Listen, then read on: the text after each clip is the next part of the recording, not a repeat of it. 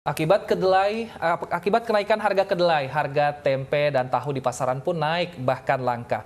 Padahal tempe dan tahu memiliki kandungan gizi yang tinggi. Dan untuk membahasnya kita sudah terhubung dengan Mbak Irtia Kiamulail, ahli gizi dan juga edukator gizi APKI. Selamat siang Mbak Irtia.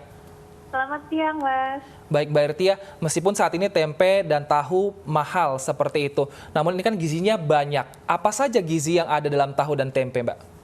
Ya, baik, gizi dari tahu dan tempe itu sebenarnya memang hampir mirip karena sama-sama dari kacang kedelai, namun yang membedakannya adalah dari pengolahan melalui proses produksinya gitu. Jadi kalau untuk tempe itu dia sebenarnya kandungannya lebih padat gizi dibandingkan tahu. Nah, untuk tempe sendiri kandungannya sekitar 201 kilokalori dan untuk proteinnya itu 20 gram protein, lebih banyak dibandingkan tahu yang hanya sekitar 10,9 gram protein, seperti itu. Apa sih manfaatnya untuk kesehatan, Mbak Irtia? Nah, untuk manfaatnya itu karena tahu dan tempe sama-sama terbuat dari kacang kedelai, yang dari kacang kedelai itu sendiri memiliki antioksidan alami berupa isoflavon, itu penting dalam menangkal radikal bebas dan bisa membantu untuk imunitas tubuh kita, terutama untuk di masa seperti sekarang ini sebenarnya. Nah, Mbak, ini kan tempe dan tahu biasanya kita makan ada dengan berbagai proses masak seperti itu. Baiknya untuk mengolah tahu dan tempe ini agar nutrisinya tidak hilang, apa yang harus dilakukan oleh umumnya ibu rumah tangga? Jadi untuk pengolahannya bisa dengan berbagai macam cara, namun sebaiknya memang dikurangi untuk pengolahan yang menggunakan minyak dan digoreng karena bisa menambah dari si persentase lemak yang ada pada makanan tersebut. Jadi bisa dengan alternatif lain seperti misalnya dikukus atau dipanggang, seperti itu. Ada bahaya atau efek sampingnya nggak kalau terlalu sering misalnya makan tahu tempe?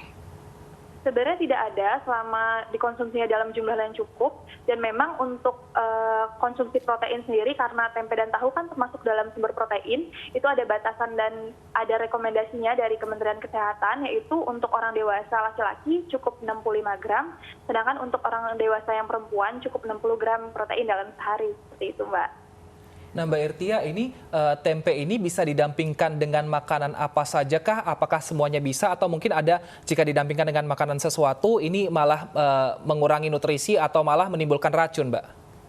Tidak ada. Jadi memang tempe itu termasuk dalam lauk pauk yang bisa didampingkan dengan lauk pauk yang lain seperti itu. Jadi memang sebaiknya walaupun memang tempe itu bagus, jangan mengkonsumsi tempe terus saja, apalagi kan sekarang kondisinya lagi langka seperti itu.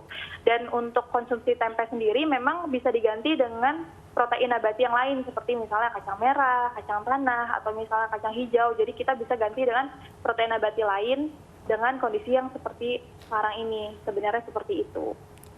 Ya, Mbak Irtia, tadi kan untuk pengolahannya tidak disarankan digoreng dengan minyak ya. Nah, sekarang kan sedang tren nih menggunakan air fryer misalnya digoreng tanpa minyak. Kalau seperti itu bagaimana? Apakah tidak apa-apa atau tidak disarankan juga? Itu boleh, bisa menjadi opsi karena bisa mengurangi juga untuk konsumsi minyak sehari-hari. Jadi memang boleh jadi salah satu alternatif, Mbak. Baik, terima kasih Mbak Irtia atas informasinya. Semoga ini juga berguna bagi masyarakat yang menonton kita. Terima kasih telah bergabung bersama kami di iNews Siang.